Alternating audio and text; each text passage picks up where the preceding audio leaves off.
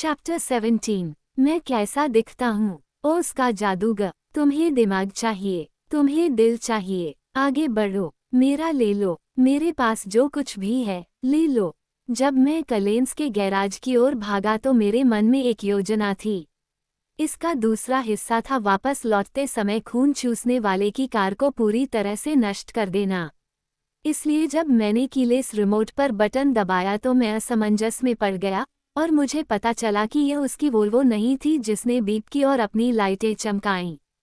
यह एक और कार थी, उन गाड़ियों की लंबी कतार में भी एक अलग सी, जो अपने अपने तरीके से लार टपकाने लायक थीं। क्या वह वास्तव में मुझे एस्टन मार्टिन वैनिक्विश की चाबियां देना चाहता था, या यह एक दुर्घटना थी? मैंने इस बारे में सोचने के लिए रुका नहीं, या यह मेरी योजना के दूसरे भाग को बदल देगा या नहीं। मैंने खुद को रेशमी चमड़े की सीट पर फेंक दिया और इंजन को क्रैंक किया, जबकि मेरे घुटने अभी भी स्टीयरिंग व्हील के नीचे दबे हुए थे। मोटर की घुरघुराहट की आवाज़ शायद मुझे किसी और दिन कराहने पर मजबूर कर देती, लेकिन अभी मैं इतना ही कर सकता था कि इसे चलाने के लिए पर्याप्त ध्यान केंद्रित करूं। मैंने सीट रिलीज पाया और अपने पैर से पैडल को नीचे धकेलते हुए खुद को पीछे धकेला। कार आगे की ओर उछलते हुए लगभग हवा में उड़ती हुई सी लग रही थी। तंग, घुमावदार ड्राइव से गुजरने में बस कुछ सेकंड लगे। कार ने मुझे ऐसे जवाब दिया जैसे मेरे विचार मेरे हाथों के बजाय स्टीयरिंग कर रहे हों। जैसे ही मैं हरी सुरंग से बाहर निकलकर हाईवे पर पहुंचा, मैंने फन के बीच से बेचैनी से झांकते हुए लिया के भूरे चेहरे की एक झलक देखी। आधे सेकंड के लिए तो मैं सोचती रही कि वह क्या सोचेगी, और फिर मुझे एहसास हुआ कि मुझे इसकी परवाह नहीं है। मैंने दक्षिण की ओर रुख कर लिया, क्योंकि आज मेरे पास नौका यातायात या किसी अन्य चीज़ के लिए धैर्य नहीं था, जिसका मतलब था कि मुझे पैडल से अपना पैर हटाना पड़ सकता था। एक अजीब तरह से, यह मेरा भाग्यशाली दिन था। अगर भाग्यशाली से आपका मतलब 200 की गति पर एक अच्छी तरह से यात्रा किए गए राजमार्ग पर जाना था, तो 30 मील प्रति घंटे की गति वाले शहरों में भी एक भी पुलिस वाले को देखे बिना क्या निराशा हुई। थोड़ा सा पीछा करने की क्रिया, यह अच्छा हो सकता था। ये तो बताने की जरूरत नहीं कि लाइसेंस प्लेट की जानकारी से जोंक पर दबाव कम हो जाता। बेशक वो इससे बाहर निकलने का रास्ता खरीद लेता, लेकिन यह उसके लिए थोड़ा असुविधाजनक हो सकता था। निगरानी का एकमात्र संकेत जो मुझे मिला वह था जंगल में उड़ते हुए गहरे भूरे रंग के फर का एक संकेत, फोक्स के दक्षिण की ओर कुछ मील तक मेरे समानांतर दौड़ता हुआ। क्विल, ऐसा लग रहा था उसने मुझे भी देखा होगा, क्योंकि वह बिना कोई अलार्म बजाए 1 मिनट बाद गायब हो गया। फिर से मैं लगभग सोच रहा था कि उसकी कहानी क्या होगी इससे पहले कि मुझे याद आए कि मुझे परवाह नहीं है। मैं लंबे यू आकार के राजमार्ग पर दौड़ता हुआ सबसे बड़े शहर की ओर बढ़ रहा था। यह मेरी योजना का पहला हिस्सा था। ऐसा लग रहा था कि मुझे बहुत समय लग गया, शायद इसलिए क्योंकि मैं अभी भी रेजर ब्लेड पर था, लेकिन वास्तव में मुझे 2 घंटे भी नहीं लगे, इससे पहले कि मैं उत्तर की ओर एक अनिर्धारित विस्तार में पहुंच गया जो कि आंशिक रूप से टेकोमा और आंशिक रूप से सिएटल था। मैंने तब गति धीमी कर दी, क्योंकि मैं वास्तव में किसी भी निर्दोष राहगीर को मारने की कोशिश नहीं कर रहा था। यह एक बेवकूफ़ी भरी योजना थी। ये काम नहीं करने वाली थी। लेकिन जब मैंने दर्द से बचने के लिए कोई रास्ता ढूंढा, तो लिया ने आज जो कहा था वह मेरे दिमाग में आ गया। आप जानते हैं, अगर आपने उस पर छाप छोड़ी तो ये दूर हो जाएगा। आपको उसके लिए अब और दुखी होने की ज़रूरत नहीं होगी। ऐसा लग रहा था कि शायद आपकी पसंद आपसे छीन ली जाना दुनिया की सबसे बुरी बात नहीं थी। शायद ऐसा महसूस करना दुनिया की सबसे बुरी बात थी। लेकिन मैंने लापुश और माकाह रैज और फोक्स में सभी लड़कियों को देखा था। मुझे शिकार के लिए एक व्यापक रेंज की आवश्यकता थी। तो आप भीड़ में किसी बेतरतीब जीवनसाथी की तलाश कैसे करते हैं? खैर, सबसे पहले मुझे भीड़ की ज़रूरत थी, इसलिए मैं एक संभावित जगह की तलाश में इधर उधर घूमता रहा। मैं कुछ मॉल से गुजरा, जो शायद मेरी उम्र की लड़कियों को खोजने के लिए काफ़ी अच्छी जगहें होती, लेकिन मैं खुद को रोक नहीं पाया। क्या मैं किसी ऐसी लड़की पर छाप छोड़ना चाहता था जो पूरे दिन मॉल में घूमती रहती हो? मैं उत्तर की ओर बढ़ता रहा और वहां भीड़ बढ़ती गई।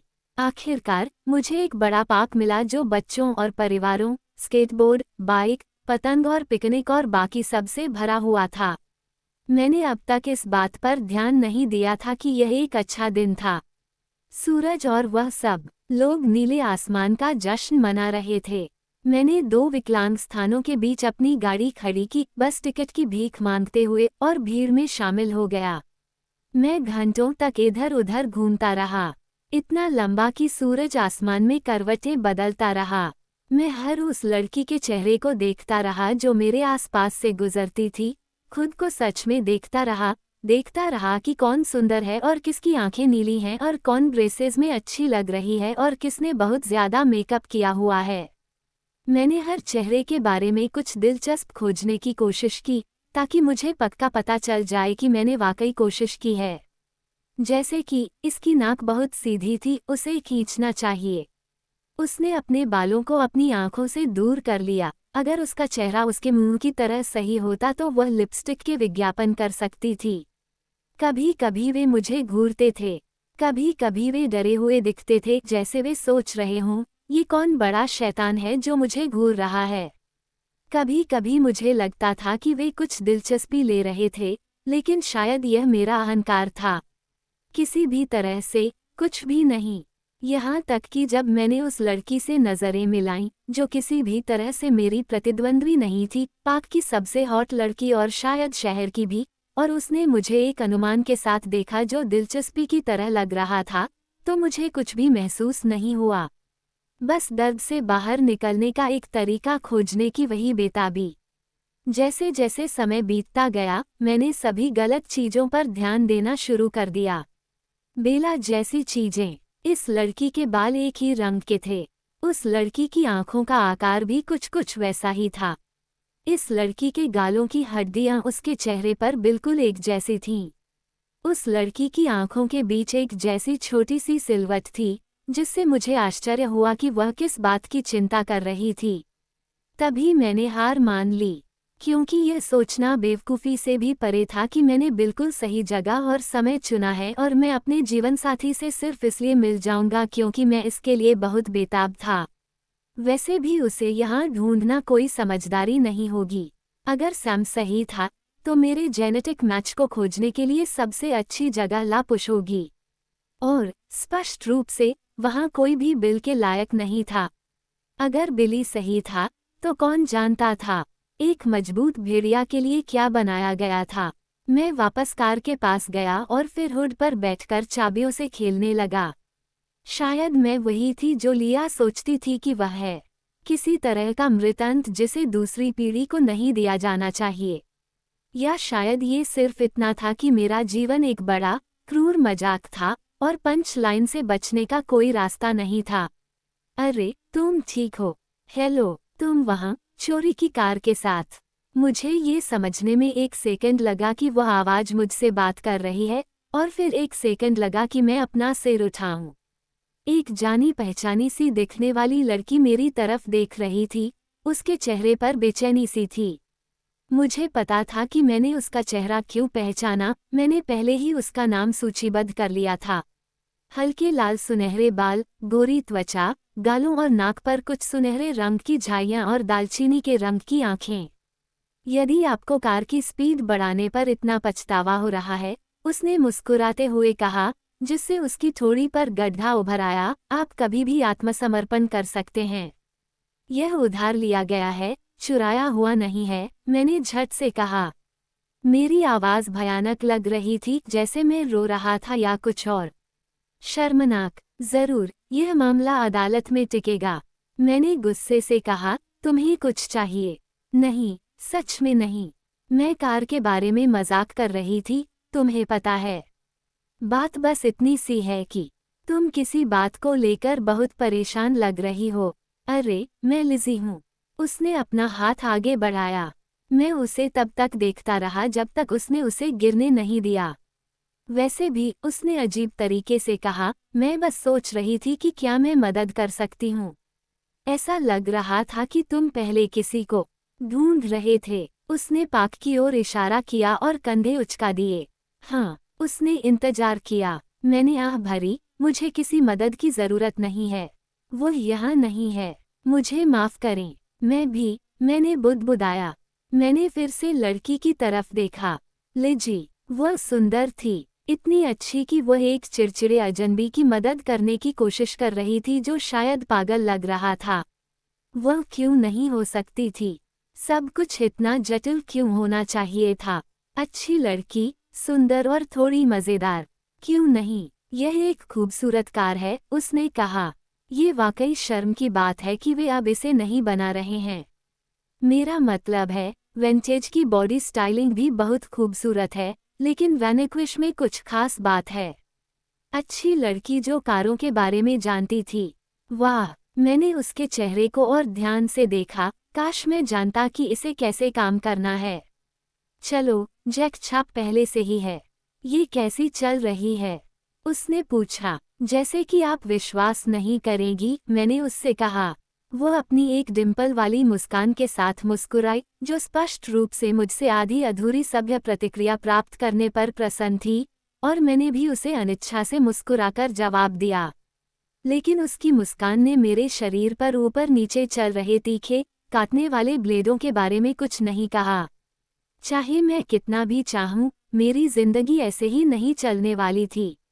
मैं उस स्वस्थ स्थान पर नहीं था जहां लिया जा रही थी। मैं एक सामान्य व्यक्ति की तरह प्यार में पड़ने में सक्षम नहीं था। तब तो बिल्कुल भी नहीं जब मैं किसी और के लिए खून बहा रहा था। शायद अगर यह आज से 10 साल बाद होता और बेला का दिल बहुत पहले ही मर चुका होता और मैं खुद को पूरी शोक प्रक्रिया से निकालकर एक टुकड़े में वापस आ चुका होता, तो शायद तब मैं लिजी को एक तेज कार में घुमा सकता था और उसके मॉडल और ब्रांड के बारे में बात कर सकता था और उसके बारे में कुछ जान सकता था और देख सकता था कि क्या मैं उसे एक व्यक्ति के रूप में पसंद करता हूँ। लेकिन अब ऐसा नहीं होने वाला था। जादू मुझे नहीं बचा सकता था। मुझे बस एक आदमी की तरह यातना सहनी थी। इसे सहन करो। लिजी ने इंतजार किया, शायद उसे उम्मीद थी कि मैं उसे वो सवारी दूंगा। या शायद नहीं। मुझे ये कार उस आदमी को वापस कर देनी चाहिए जिससे मैंने इसे उधार लिया था, मैंने बुदबुदाया। वह फिर मुस्कुराए। ये सुनकर खुशी हुई कि तुम सीधे रास्ते पर जा रहे हो। हाँ, तुमने मुझे आश्वस्त कर दिया। उसने मुझे कार में बैठते हुए देखा, अभी भी कुछ चिंतित थी। मैं शायद किसी ऐसे व्यक्ति की तरह दिख रहा था जो चट्टान से नीचे गिरने वाला था। जो शायद मैं होता, अगर उस तरह की चाल एक वेयरवुल्फ के लिए काम करती। उसने एक बार हाथ हिलाया, उसकी आंखें कार के पीछे चली गईं। पहले तो मैंने वापसी के रास्ते पर ज्यादा समझदारी से गाड़ी चलाई। मुझे कोई जल्दी नहीं थी। मैं वहां नहीं जाना चाहता था जहां मैं जा रहा था। उस घर में वापस, उस जंगल में वापस, उस दर्द में वापस जिससे मैं भागा था, उसके साथ बिल्कुल अकेले होने की स्थिति में वापस। ठीक है, ये नाटकीय था। मैं अकेला नहीं होता, लेकिन यह एक बुरी बात थी। लिया और सेठ को मेरे साथ कष्ट सहना पड़ता। मुझे खुशी थी कि सेठ को लंबे समय तक कष्ट नहीं सहना पड़ता। बच्चे को अपनी मानसिक शांति को नष्ट करने का हक नहीं था। लिया भी नहीं थी, लेकिन कम से कम ये कुछ ऐसा था जो वह समझती थी। लिया के लिए दर्द के बारे में कुछ भी नया नहीं था। मैंने सोचा कि लिया मुझसे क्या चाहती है, क्योंकि अब मुझे पता था कि उसे वह मिल जाएगा। मैं अभी भी उससे नाराज था, लेकिन मैं इस तथ्य को अनदेखा नहीं कर सकता था कि मैं उसकी जिंदगी आसान बना सकता हूँ। और अब जब मैं उसे बेहतर तरीके से जानता था, मुझे लगा कि अगर हमारी स्थितियां उलट जाएं तो वह शायद मेरे लिए ऐसा करेगी। कम से कम ये दिलचस्प होगा, और अजीब भी, कि ली एक साथी और दोस्त के रूप में हो। हम एक दूसरे के साथ बहुत घुलने मिलने वाले थे, ये तो तय था। वो मुझे कभी भी निराश नहीं होने देगी, लेकिन मुझे लगा कि यह अच्छी बात है। मुझे शायद कभी कभी किसी ऐसे व्यक्ति की ज़रूरत होगी जो मेरी पिटाई कर सके। लेकिन जब बात सच निकली, तो वह वास्तव में एकमात्र दोस्त थी जिसके पास ये समझने का कोई मौका था कि मैं इस समय किस दौर से गुजर रहा हूँ। मैंने आज सुबह शिकार के बारे में सोचा, और उस पल के लिए हमारे दिमाग कितने करीब थे। यह कोई बुरी बात नहीं थी, अलग, थोड़ा डरावना, थोड़ा अजीब। लेकिन एक अजीब तरीके से अच्छा भी।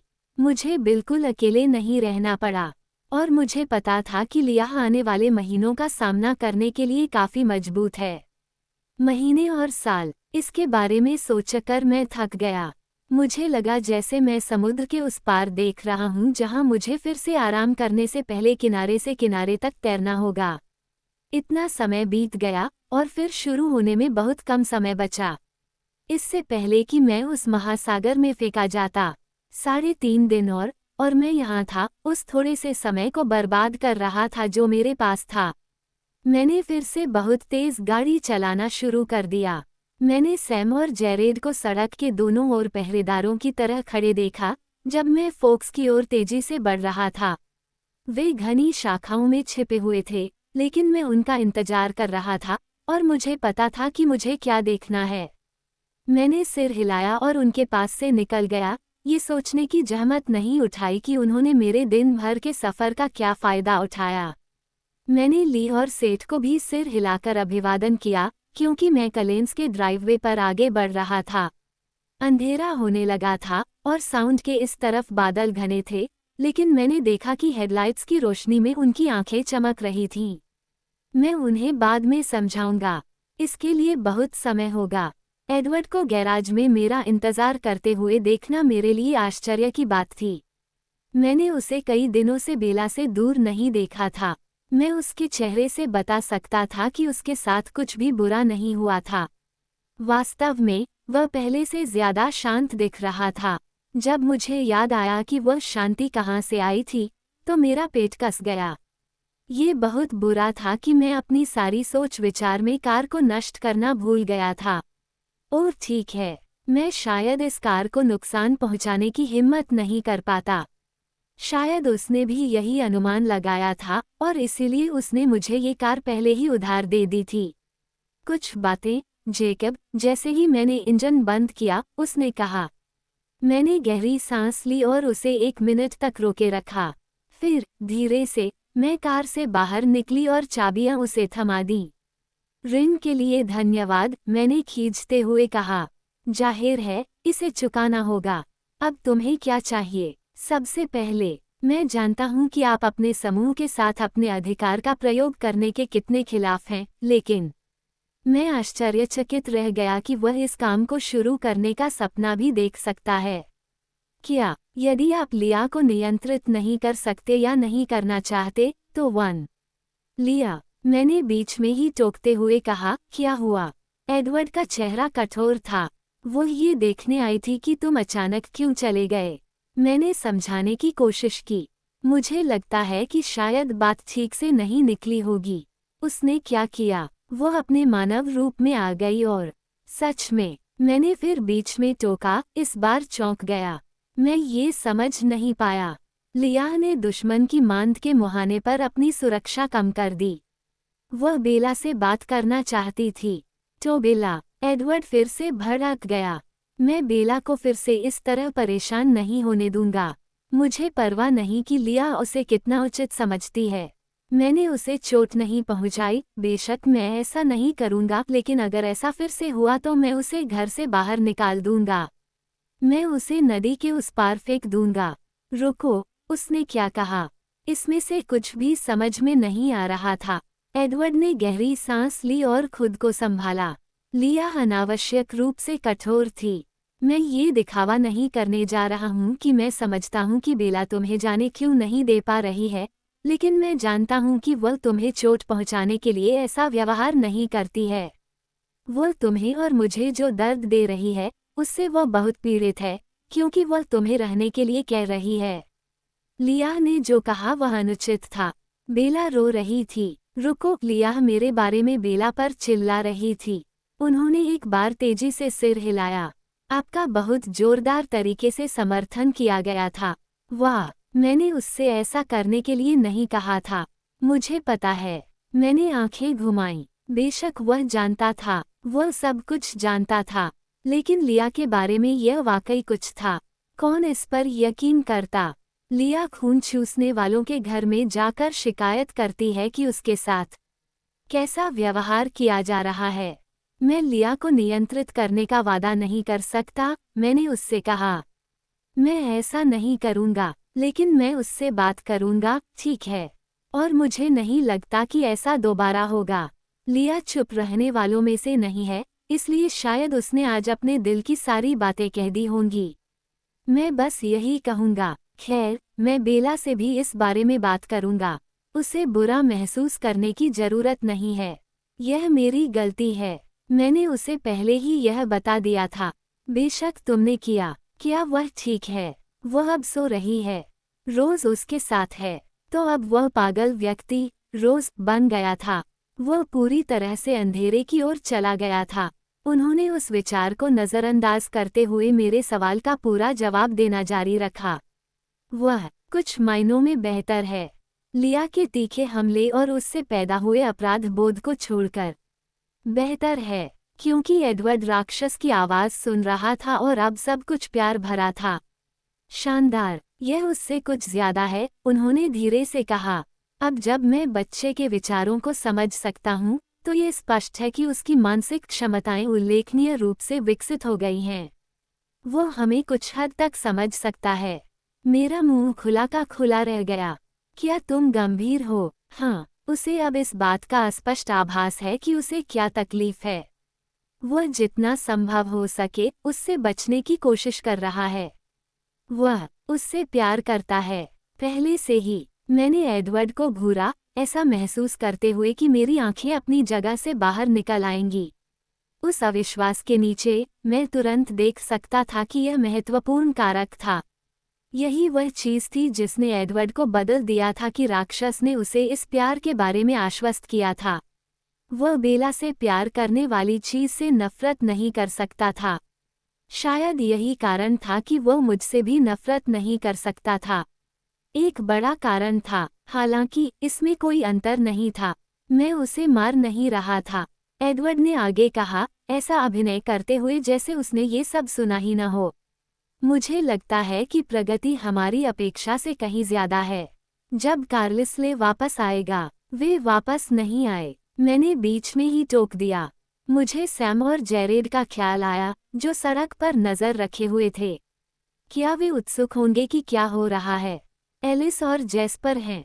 कार्लिसन ने जितना रक्त प्राप्त कर सकता था भेजा, लेकिन वह उतना नहीं था जितना वह उम्मीद कर रहा था। बेला की भूख जिस तरह से बढ़ गई है, उसे यह आपूर्ति किसी और दिन इस्तेमाल करनी होगी। कार्लिसन ने दूसरा स्रोत आजमाने के लिए रुक गया। मुझे नहीं लगता कि अब इसकी आवश्यकता है, लेकिन वह किसी भी स्थिति के लिए तैयार रहना चाहता है। यह जरूरी क्यों नहीं है? अगर उसे और ज़रूरत हो तो मैं बता सकती थी कि वह मेरी प्रतिक्रिया को ध्यान से देख और सुन रहा था, जबकि वह समझा रहा था। मैं कार्लिसले को मनाने की कोशिश कर रहा था कि वह वापस आते ही बच्चे को जन्म दे। क्या ऐसा लगता है कि बच्चा किसी भी तरह की हरकत से बचने की कोशिश कर रहा है, लेकिन यह मुश्किल है। वह बहुत बड़ा हो गया है। इंतजार करना पागलपन है, जबकि वह स्पष्ट रूप से कार्लिसले के अनुमान से कहीं ज्यादा विकसित हो चुका है। बेला इतनी कमजोर है कि इसमें देरी नहीं की जा सकती। मैं अपने पैरों को नीचे से उखाड़ता रहा। सबसे पहले एडवर्ड की उस चीज से इतनी नफरत पर भरोसा करते हुए। अब मुझे एहसास हुआ कि मैंने उन 4 दिनों को पक्का मान लिया था। मैंने उन पर भरोसा किया था। दुख का अंतहीन सागर मेरे सामने फैला हुआ था। मैंने अपनी सांस पकड़ने की कोशिश की। एडवर्ड इंतजार कर रहा था। मैं उसके चेहरे को घूरता रहा। जब मैं होश में आया, मुझे लगा कि वहाँ एक और बदलाव आ गया है। तुम्हें लगता है कि वह बच जाएगी? मैंने फुसफुसाकर कहा। हाँ, यही वह दूसरी बात थी जिसके बारे में मैं आपसे बात करना चाहता था। मैं कुछ नहीं कह सका। 1 मिनट बाद वह आगे बोला। हाँ, उन्होंने फिर कहा। हम जिस तरह से बच्चे के तैयार होने का इंतजार कर रहे थे, वह बेहद खतरनाक था। किसी भी समय बहुत देर हो सकती थी, लेकिन अगर हम इस बारे में सक्रिय हैं, अगर हम जल्दी से काम करते हैं, तो मुझे कोई कारण नहीं दिखता कि यह ठीक से न हो। बच्चे के दिमाग को जानना अविश्वसनीय रूप से मददगार है। शुक्र है कि बेला और रोज मुझसे सहमत हैं। अब जब मैंने उन्हें आश्वस्त कर दिया है कि अगर हम आगे बढ़ते हैं तो ये बच्चे के लिए सुरक्षित है, तो इसे काम करने से रोकने के लिए कुछ भी नहीं है। कार्लिसल कब वापस आएगा? मैंने फुसफुसाते हुए पूछा। मेरी सांस अभी भी वापस नहीं आई थी। कल दोपहर तक। मेरे घुटने मुड़ गए। मुझे खुद को संभालने के लिए कार को पकड़ना पड़ा। एडवर्ड ने हाथ बढ़ाया जैसे कि वह सहारा देने की कोशिश कर रहा हो, लेकिन फिर उसने बेहतर सोचा और अपने हाथ नीचे कर लिए। मुझे खेद है, उसने फुसफुसाते हुए कहा। मुझे सच में खेद है कि इससे तुम्हें जो दर्द हुआ है, जेकब। हालांकि तुम मुझसे नफरत करते हो, लेकिन मुझे स्वीकार करना चाहिए कि मैं तुम्हारे बारे में वैसा महसूस नहीं करता। मैं तुम्हें कई मायनों में एक भाई मानता हूँ, कम से कम एक साथी तो हूँ। मुझे तुम्हारी पीड़ा पर उससे कहीं ज्यादा खेद है जितना तुम समझती हो। लेकिन बेलेस बच जाएगा, जब उसने कहा। उनकी आवाज़ बहुत उग्र थी, यहाँ तक कि हिंसक भी, और मैं जानता हूँ कि यही बात आपके लिए बहुत मायने रखती है। वह शायद सही था, ये बताना मुश्किल था। मेरा सिर घूम रहा था, इसलिए मुझे अब ऐसा करने से नफरत है, जबकि आप पहले से ही बहुत अधिक काम से निपट रहे हैं, लेकिन स्पष्ट रूप से समय बहुत कम है। मुझे आपसे कुछ मांगना है, अगर मुझे ऐसा करना ही है। मैंने घुटते हुए कहा, मेरे पास कुछ भी नहीं बचा है। उसने अपना हाथ फिर उठाया, मानो मेरे कंधे पर रखना चाहता हो, लेकिन फिर पहले की तरह उसे छोड़ दिया और आह भरी। मुझे पता है कि तुमने कितना दिया है, उसने धीरे से कहा। लेकिन ये कुछ ऐसा है जो तुम्हारे पास है, और केवल तुम्हारे पास। मैं ये सच्चे अल्फा, जेकब से मांग रहा हूँ। मैं ये है प्रेम के वारिस से मांग रहा हूँ। मैं जवाब देने की स्थिति में नहीं था। मैं एप्रेम के साथ हमारी संधि में जो कुछ तय हुआ था, उससे अलग होने के लिए आपकी अनुमति चाहता हूँ। मैं चाहता हूँ कि आप हमें एक अपवाद दें। मैं उसकी जान बचाने के लिए आपकी अनुमति चाहता हूँ। आप जानते हैं कि 111 वैसे भी ऐसा करते हैं, लेकिन अगर इससे बचने का कोई तरीका है तो मैं आपके साथ विश्वासघात नहीं करना चाहता। हमारा कभी भी अपने वचन से पीछे हटने का इरादा नहीं था, और हम अब इसे हल्के में नहीं लेते। मैं आपकी समझ चाहता हूँ, जेकब, क्योंकि आप ठीक से जानते हैं कि हम ऐसा क्यों करते हैं। मैं चाहता हूँ कि जब ये सब खत्म हो जाए तो हमारे परिवारों के बीच गठबंधन बना रहे। मैंने निगलने की कोशिश की।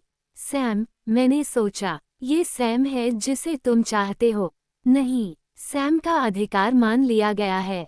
ये तुम्हारा है। तुम इसे उससे कभी नहीं छीन पाओगे, लेकिन तुम्हारे अलावा कोई भी मेरी मांग पर पूरी तरह सहमत नहीं हो सकता। यह मेरा निर्णय नहीं है। ये सच है, जेकब, और तुम ये जानते हो। इस पर तुम्हारा वचन हमें दोषी ठहराएगा या हमें दोषमुक्त करेगा। केवल तुम ही मुझे ये दे सकते हो। सोच नहीं सकता। मुझे नहीं पता। हमारे पास ज्यादा समय नहीं है। उसने घर की ओर देखा। नहीं, समय नहीं था। मेरे कुछ दिन कुछ घंटों में बदल गए थे। पता नहीं, मुझे सोचने दो। बस मुझे 1 मिनट दो, ठीक है? हाँ, मैं घर की ओर चलने लगा और वो मेरे पीछे पीछे चलने लगा। ये कितना आसान था, एक पिशाच के साथ अंधेरे में चलना। यह असुरक्षित या असहज भी नहीं लगा। वास्तव में ऐसा लगा जैसे मैं किसी के बगल में चल रहा हूँ। खैर, कोई भी जिसकी बदबू आ रही हो। बड़ी लॉन के किनारे झाड़ियों में हलचल हुई और फिर एक धीमी सी फुसफुसाहट सुनाई दी। सेठ फन के बीच से कंधे उचकाता हुआ हमारे पास आया। अरे बच्चे, मैंने बुदबुदाया। उसने अपना सिर झुका लिया और मैंने उसका कंधा थपथपाया। सब ठीक है, मैंने झूठ बोला। मैं तुम्हें इसके बारे में बाद में बताऊंगा। माफ करना, मैं तुम्हें इस तरह से परेशान कर रहा हूँ। वो मुझे देखकर मुस्कुराया। अरे, अपनी बहन से कहो कि अब पीछे हट जाए, ठीक है? बहुत हो गया। सेठ ने एक बार सिर हिलाया। इस बार मैंने उसके कंधे पर हाथ रखा और कहा, वापस काम पर लग जाओ। मैं तुम्हें कुछ समझा दूंगा। सेठ मुझ पर झुक गया, मुझे पीछे धकेला, और फिर वो पेड़ों की ओर सरपट भाग गया। मैंने अब तक जितने भी लोगों के विचार सुने हैं, उनमें से उनका दिमाग सबसे शुद्ध, ईमानदार और दयालु है। एडवर्ड ने जब उनसे नजरें चुराईं तो उन्होंने बड़बड़ाया। आप भाग्यशाली हैं कि आपके पास उनके विचार साझा करने के लिए हैं। मुझे मालूम है, उसने बड़बड़ाते हुए कहा। हम घर की ओर चल पड़े और जब हमने किसी के स्ट्रॉ से दूध चूसने की आवाज़ सुनी तो हम दोनों चौंक गए। एडवर्ड उस समय जल्दी में था। वह पोर्च की सीढ़ियों से ऊपर भागा और चला गया। बेला, प्रिया, मुझे लगा कि तुम सो रही हो, मैंने उसे कहते सुना। मुझे खेद है, मैं नहीं जाता। चिंता मत करो, मुझे बस इतनी प्यास लगी थी कि मेरी नींद खुल गई। यह अच्छी बात है कि कार्लिसले और भी ला रहा है। जब ये बच्चा मुझसे बाहर निकलेगा तो उसे इसकी ज़रूरत पड़ेगी। सच है, यह अच्छी बात है। मुझे आश्चर्य है कि क्या वह कुछ और भी चाहेगा, उसने सोचा। मुझे लगता है हम पता लगा लेंगे। मैं दरवाजे से चला गया। एलिस ने कहा, आखिरकार, और बेला की आंखें मेरी ओर चमक उठीं। एक सेकंड के लिए उसके चेहरे पर वह क्रोध भरी, अप्रतिरोध्य मुस्कान छा गई। फिर वह लड़खड़ा गई और उसका चेहरा उतर गया। उसके होंठ सिकुड़ गए, जैसे वह रोने से बचने की कोशिश कर रही हो। मैं लिया को उसके बेवकूफ मुंह पर मुक्का मारना चाहता था। अरे बेल्स, मैंने जल्दी से कहा। कैसे हो? मैं ठीक हूँ, उसने कहा। आज बड़ा दिन है न? बहुत सारी नई चीजें। आपको ऐसा करने की जरूरत नहीं है, जेकब। पता नहीं तुम क्या कह रही हो, मैंने कहा और उसके सिर के पास सोफे की बांह पर बैठ गया।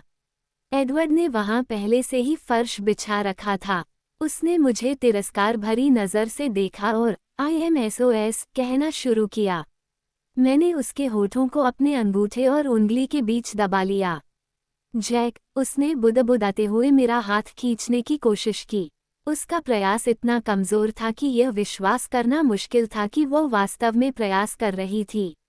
मैंने अपना सिर हिलाया। जब तुम बेवकूफ़ी नहीं कर रहे हो तो तुम बात कर सकते हो। ठीक है, मैं ऐसा नहीं कहूँगी, ऐसा लगा जैसे उसने बुदबुदाया। मैंने अपना हाथ खींच लिया। माफ़ करना, उसने जल्दी से कहा और फिर मुस्कुरा दी।